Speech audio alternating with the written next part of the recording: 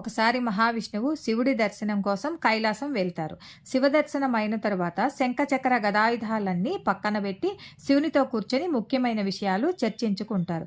అప్పుడే అటుగా వచ్చిన బాలగణపతి స్వర్ణకాంతులతో దగదగలాడుతున్న సుదర్శన చక్రాన్ని చూసి ముచ్చటపడి చేతిలోకి తీసుకొని అమాంతం మింగేస్తారు. ఆ విషయం హరిహరాదులు గమనించరు. కొంచెం సేపు తర్వాత విష్ణుమూర్తి ఆయుధాలు ఉంచిన చోట చూస్తే సుదర్శన చక్రం కనబడలేదు. అది కనబడలేదని విష్ణుమూర్తి చెబుతాడు. అప్పుడు గణేశుడు సుదర్శన చక్రాన్ని తానే మింగేశానని చెబుతారు. బాలగణపతిని ఎంతో బుజ్జగించి అడుగుతారు విష్ణుమూర్తి సుదర్శన చక్రం ఇమ్మని. కానీ గణపతి ఇవ్వరు. గణపతిని ప్రసన్నం చేసుకోవడానికి విష్ణుమూర్తి కుడి చేతితో ఎడమ చేతితో కుడి చెవిని పట్టుకొని గుంజీలు తీస్తారు.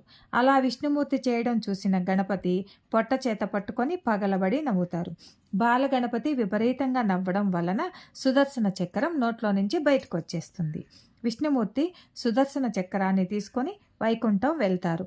అలా బాలగణపతి సమక్షంలో గుంజీలు తీసి విష్ణుమూర్తి తమకు కావాల్సినది పొందారు కాబట్టి మనము గణపతి సమక్షంలో అలా గుంజీలు తీస్తే కోరిన కోరికలు తీరుతాయని ప్రగాఢ విశ్వాసం.